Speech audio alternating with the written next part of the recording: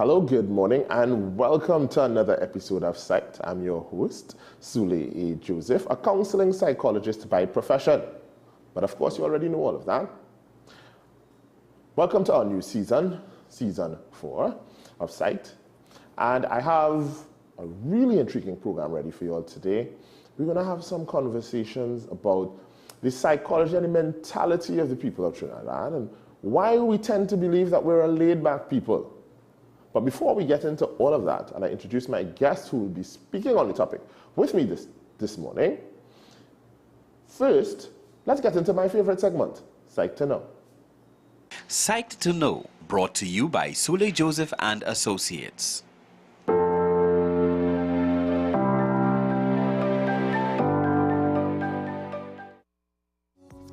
The 1903 water riots were one of the first major protests in Trinidad.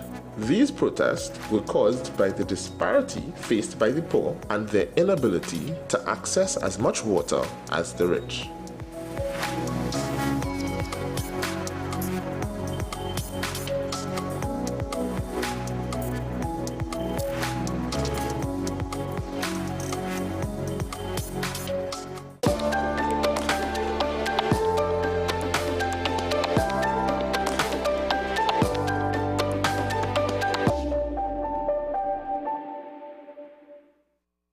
When you need land, a home, or investment property, Step by Step Property Consultancy and Management can help you. Call Step by Step today, 750-4442. The Guide family has been serving TNT for over 80 years. JE Guide Funeral Home and Crematorium, 2 locations, San Fernando and Princestown.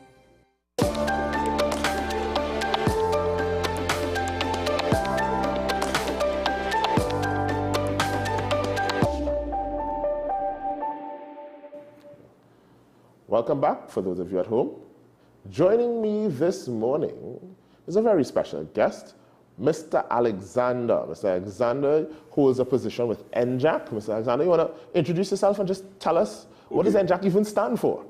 Okay, NJAC, National Joint Action Committee, and of course, it was formed in 1969, and that is during the time when you had the student movement in the University of the West Indies, which was dealing with the matter of the ill treatment of the West Indian students at Sir George Williams University.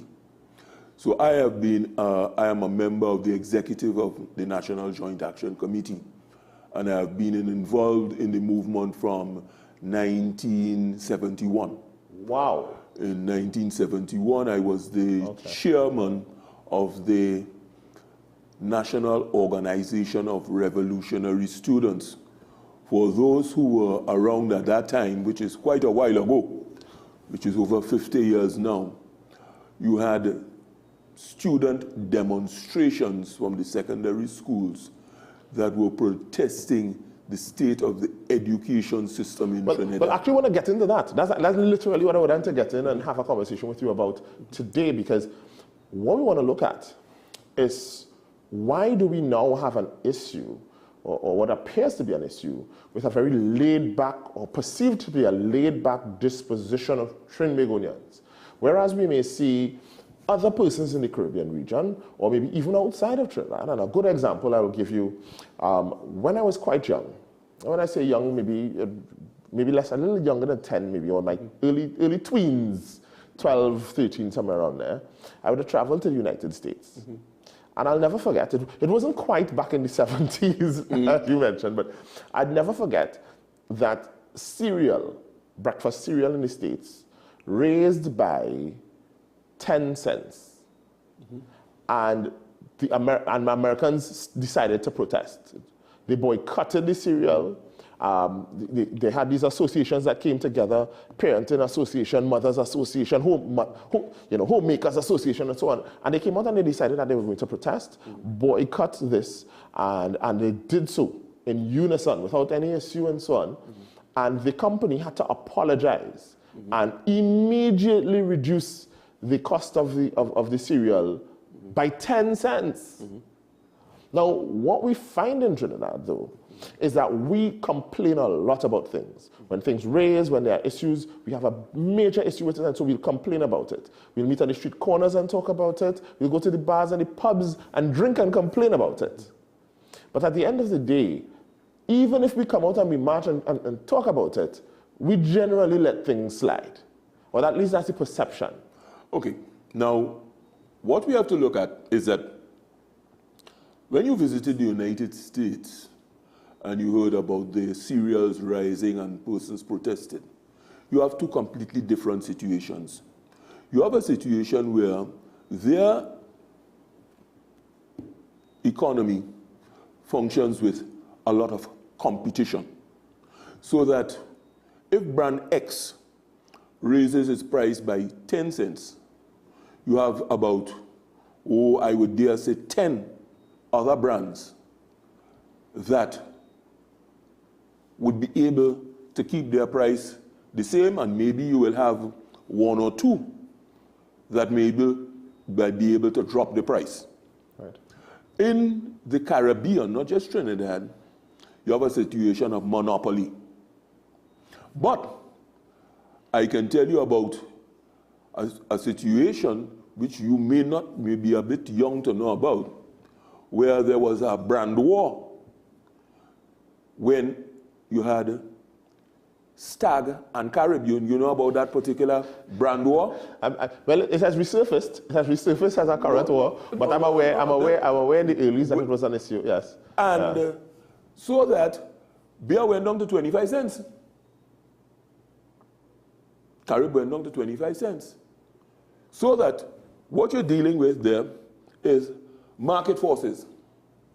The availability of alternatives give people that power.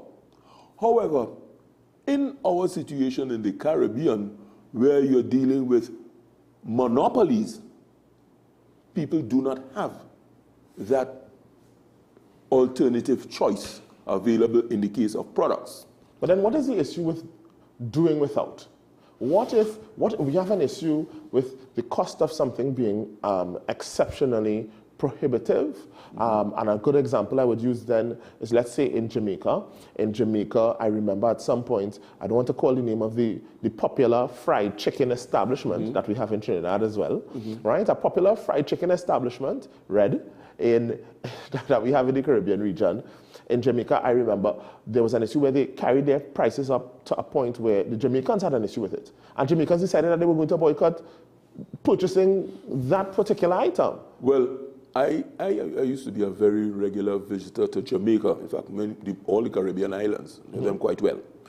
And again, we're dealing with a matter of choice, because there is it's the largest hamburger franchise in the world. So we don't have to call. But there is a Jamaican gentleman who actually has the same name. That's his actual name. Okay. And he had a franchise in Jamaica with that name. What's his name? Before they came into Jamaica. I'm assuming you're talking about Mac somebody here. Yes. Right? Okay, all right, nice, okay. That's the man's name. All right. And he had a franchise dealing with selling burgers, but he also sold chicken and chips and other things and so forth. And it went to court, and he won.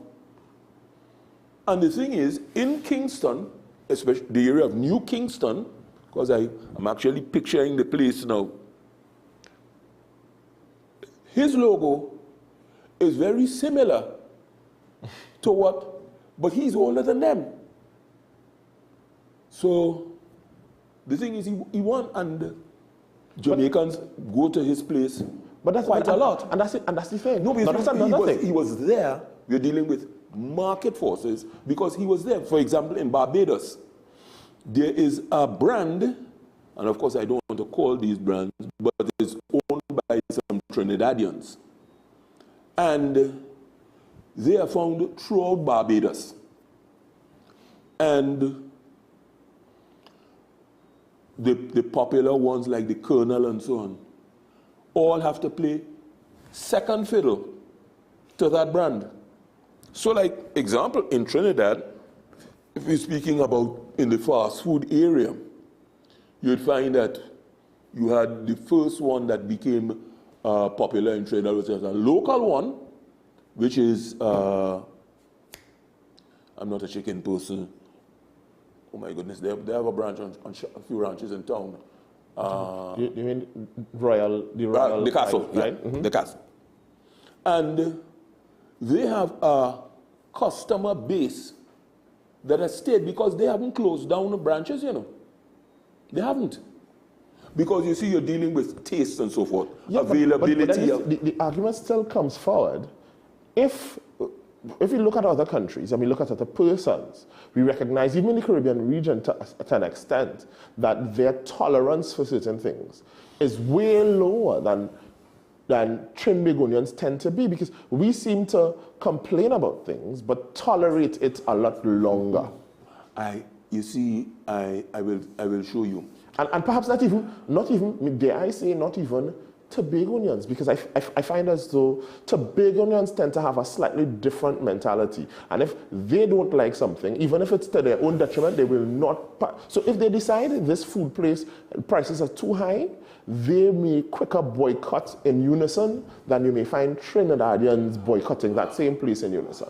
I will tell you something about the history of Trinidad that many Trinidadians are not aware of, especially younger Trinidadians. For example, our first treason trial, and there was a treason trial in Trinidad, which is referred to as the Arena Massacre, which is the indigenous peoples in Arena, and there was a problem where the priests had threatened them that they were not working on the church as he wanted them to, and he would complain to the governor, and of course they were afraid that the governor would take serious action against them. So the governor and his party were going to visit the mission, and of course the Amerindians killed them all. How many Trinidadians know that the indigenous population killed the Spanish governor and threw him in the river and his body was never found? I did not know that. We did. It isn't highlighted. And these things are done deliberately.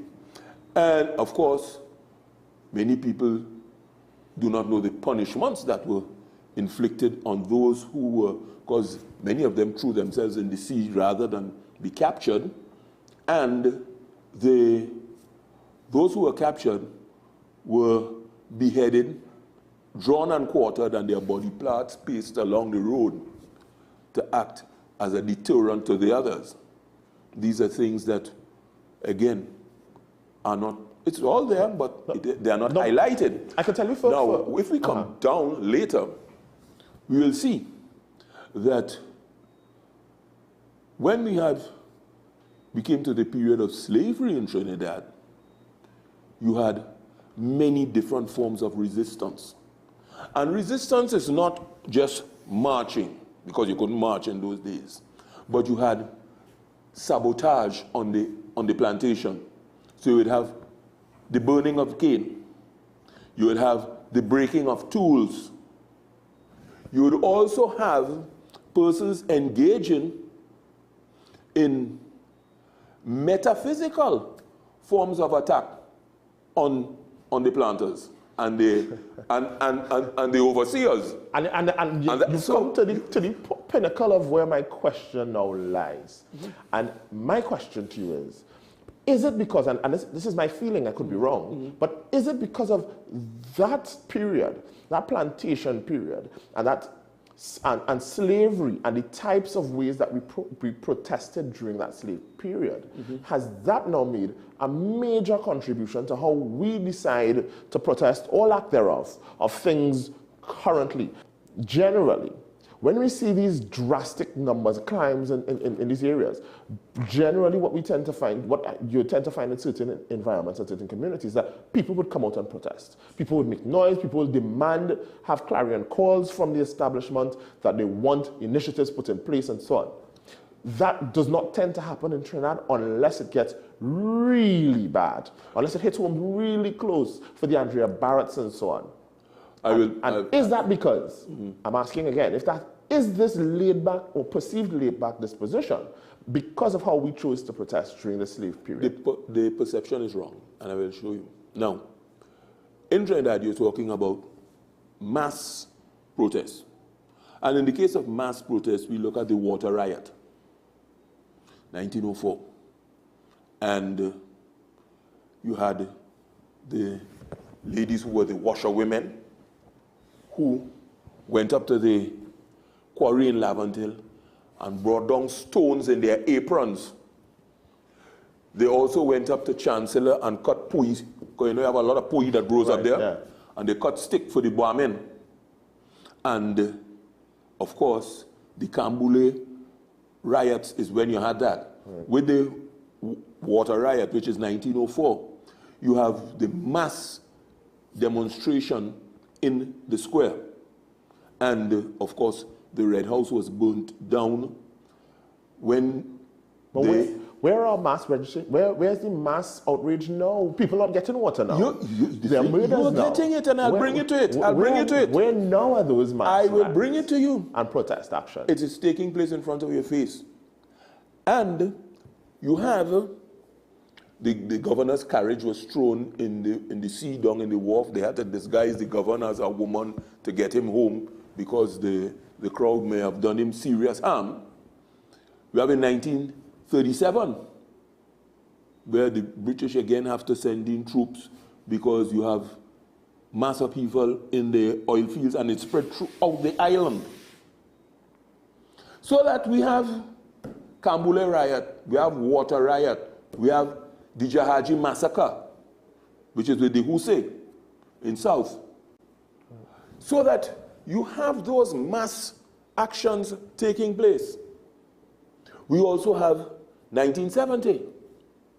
We also have again mass 1990. So that we have these, if you're looking at what you would call mass violent upheavals. But between that, you also have constant petitioning and what have you, and strikes and so forth.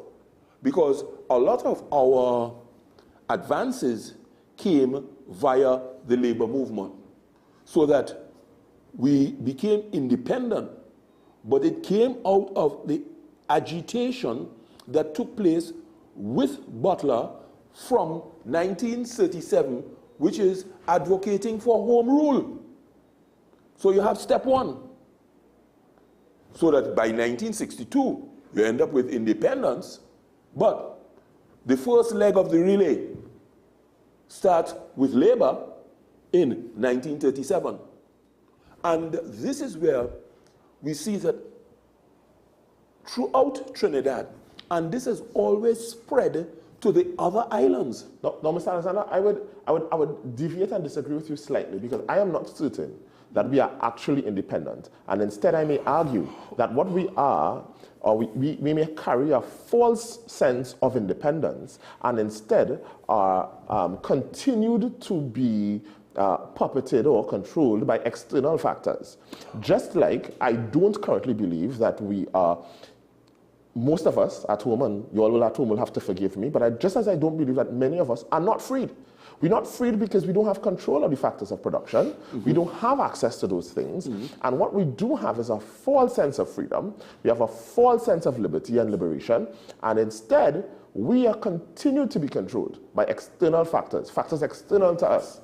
Well, and so instead of rallying and fighting against that, and instead of bringing and having clarion calls to bring true freedom and get a piece of the pie or piece of the factors of production, we have been very laid back, I think, and maybe just arguing for bigger pieces of crumbs. We want a larger one, 2% more on salaries. We want Massa to pay us 2% more or 3% more, and things of that nature. We have to look at, when you're talking about the psychological side, now the people have continued to resist throughout, always. Right. That started from back in Africa.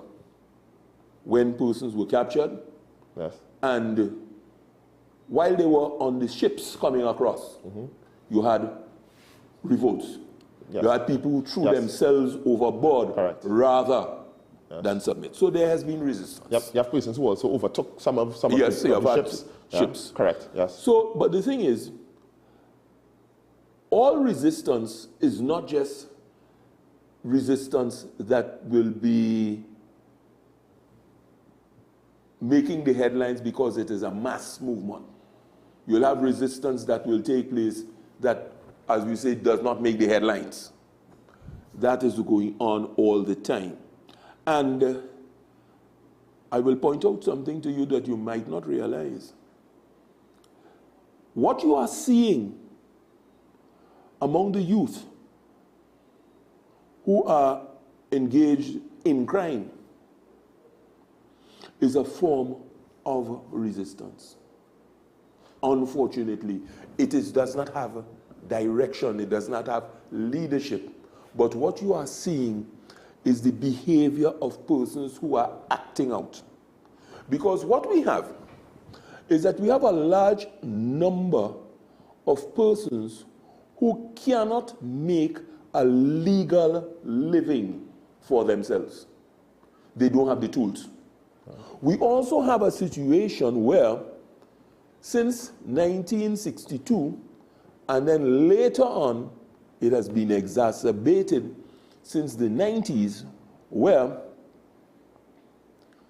the commanding heights of the both local and foreign-based economy have not grown. But how does this, now I've never thought about that as being part of a rebellious spirit. Oh, yes, it is. Yeah. From the psychological side, yes. when you take rats and you pack them inside of a pan. Yeah, I just never. My goodness. I've never thought about it yes, that way. think about it that way. And so it is an interesting, it's very interesting to think about. It's something I will definitely consider. I just never thought about that like that the before. thing is, what has happened is that they have not been brought together in one mass. Which is my question. So then, how does that help the cause? Because now you have individual rebels, persons operating on an individual scale. How does that help the person at home? As a matter of fact, it distresses the person at home because you're probably breaking into their house. Yeah. So this movement, even if it's not structured, it does not help anyone outside of the individual who is now doing this, rebelling against the system, because to me it's rebelling against the system and not necessarily protest. Action in itself, I can't see how it helps the system. When we spoke about the slave ships, and when you talk about the slave ships, and yes, they were rebellions, the early part of the Caribbean got a different set of Africans from Africa. So you're talking about the Igbo and the Yoruba and so on, the warlike tribes. So that would be the Haitians, the Jamaicans, the early parts of the Caribbean. And that, and therefore to me, you see that in terms of how they don't tolerate nonsense. They don't take nonsense. They have a very fighting and challenging spirit. And of course, when you got to the later part of the Caribbean, you had brought a more passive time of African from the diaspora to the Caribbean. And perhaps, I don't know, I'm saying here, and perhaps that might contribute a large deal to why we... No, our history is actually different. In that Trinidad, as you know, only had slavery for a very short period of time. Relatively. In that, when you had the cedula, you had slaves coming in from the other islands with their French planters. So you'd get people coming from Grenada, St. Vincent, Martinique, Guadeloupe, and so forth. But you had free Africans in Trinidad who were here from before. These are free people. You also have, after emancipation, Africans being brought to the Caribbean by the English. So you got a second tranche of Africans come, and these are persons who are not slaves. So this is why you find many of the people in the Caribbean will tell you, oh, Trinidadians feel they have big mind. Because the thing is, they are not broken. They are not broken. In fact, Trinidad has a completely different history to Tobago. Yes, correct. Completely different history. They are not broken. So what you find in Trinidad is that the Trinidadian has because of that freedom, that what the others would refer to as big mind. Well, then perhaps that accounts for the lack of fight. No. We have a lack of fight sometimes, I think, as a people. The thing is, Trinidadians fight, and we fight because we lead the Caribbean in it. And also, you see, because we challenge things, but to say to be that portion of fight. Trinidadian, all right. For example, let us take 1970. Oh, yeah, okay. The economic system was controlled by foreign whites. You had Tate and Lyle, you had Texaco, you had Shell, you had BP, the commanding heights of the economy. And of course, a smaller local white elite. And Williams was forced to institute changes where you had banks coming into existence, local banks. So today you have NCB. That came out of 1970. The Pan movement, where everybody goes to the savannah and enjoys ourselves. Panorama, the biggest fete for Carnival. And it was out of 1970 that they got paid for the first time. Panorama was free. Just like how Calypsonians long time used to sing Calypso for 2 bottles of rum. In fact, Sparrow boycotted the monarchy, but that those days they used to call it Calypso King competition, because the JCs, which was a local white carnival competition, the JC's queen used to get a car to walk about on the stage and parade. So it was a beauty and Calypso pageant in one. And the Calypso King, what he was being, so Sparrow boycotted it. And it is after that you find that the prize money was raised. So again, what you are seeing is protest action. What has been NJAC's contribution, continuous contribution towards this rebellious spirit, this continuing this rebellious spirit and holding those in authority accountable for the continuing growth of the people within the diaspora? Well, from 1970 to now, example, your hairstyle, that could not have been possible. In fact, you're being able to attain higher education. All of that is as a result of NJAC's work. In 1971, the Shagaramas, it was a consultation that was held between Dr. Eric Williams and the Ministry of Education and the students, the secondary school students of Trinidad.